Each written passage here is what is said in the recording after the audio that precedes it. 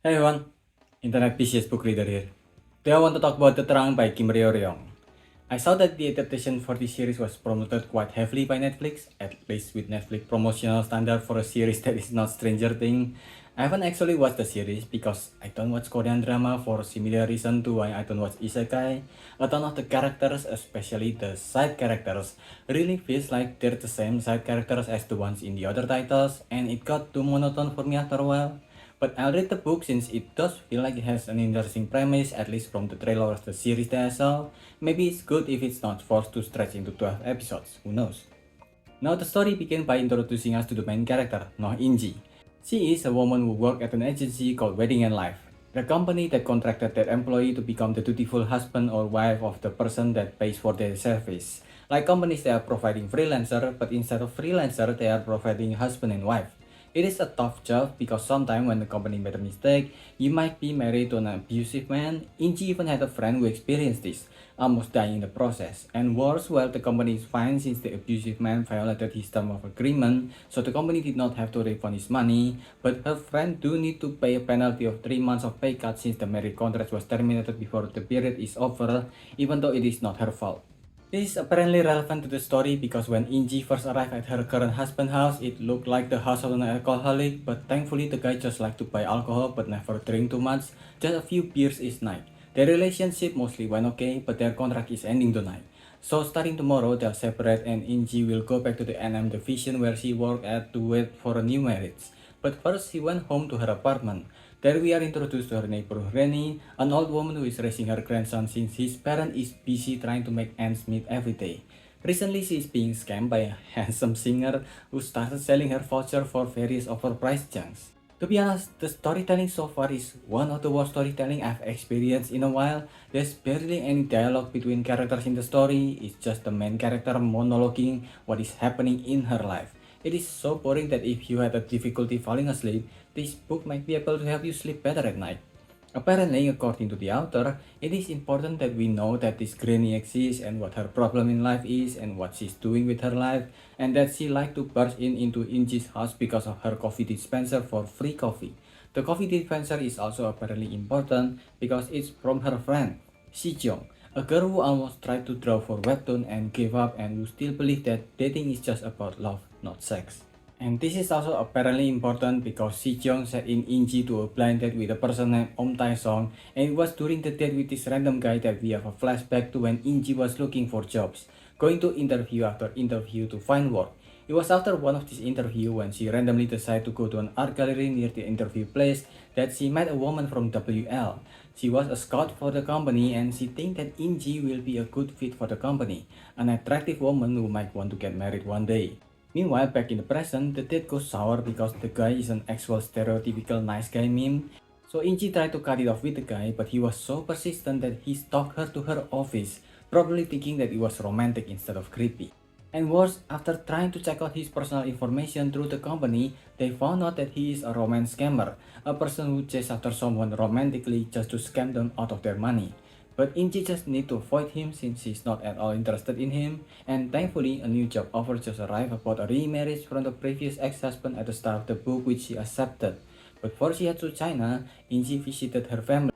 A typical unhappy couple who made sure to keep telling their children that the reason they exist is so this unhappy couple is not getting a divorce. Immediately after, she remarried and then she started living with her husband who is still bad at sex even if he's experimenting more now and still like to buy alcohol. They were going through their usual life when someone kept ringing the bell of their house.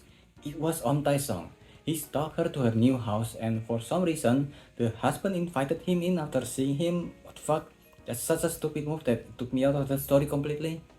Taesung was dead because he still cannot fathom being rejected and being hated, a typical narcissist who cannot accept being the one at fault.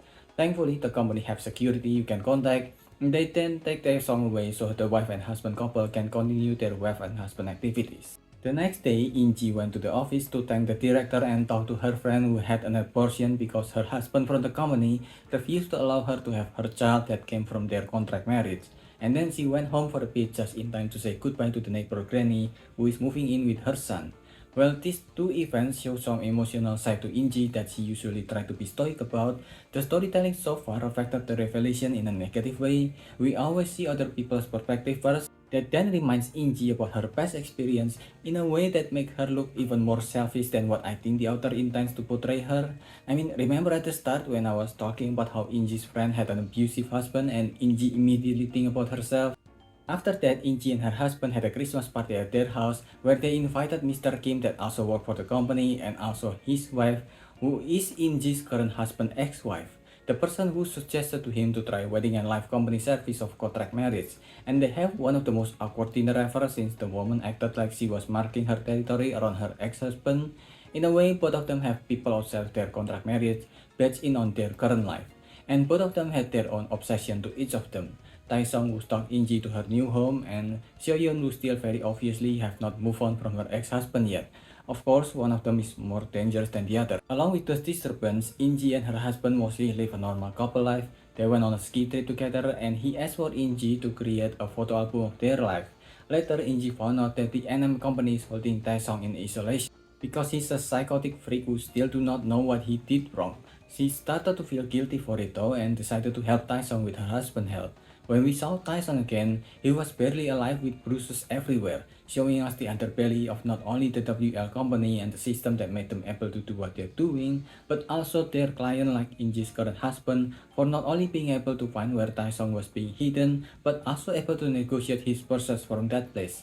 It is, after all, human trafficking. There were little bit of Inji's backstory sprinkled here and there, how her mother forced her to break up with a guy that he actually loved when she was younger, how she and Sejong once had a third friend who they suspected killed herself instead of getting choked by her own hair like how their parents said in her funeral, how the photo album that Inji made for her have all of Inji's photos missing from the album when she saw it.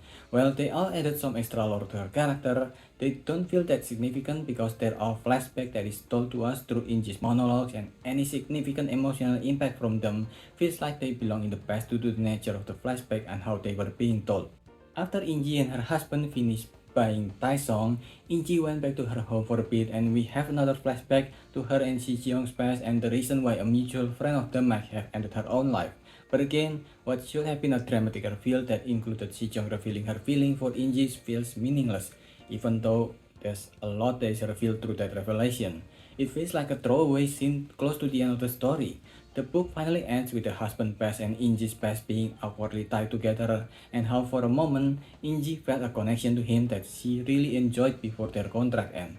She was back to her apartment thinking about maybe rejecting her promotion and quitting the company when her doorbell rings, and when she opened it, she saw a note from Taesung who is back at stalking her. This is one of the most frustrating books to go through because while the story itself is interesting, it is one of the most boring books that I've gone through this year, and I've gone through not fiction as you guys know.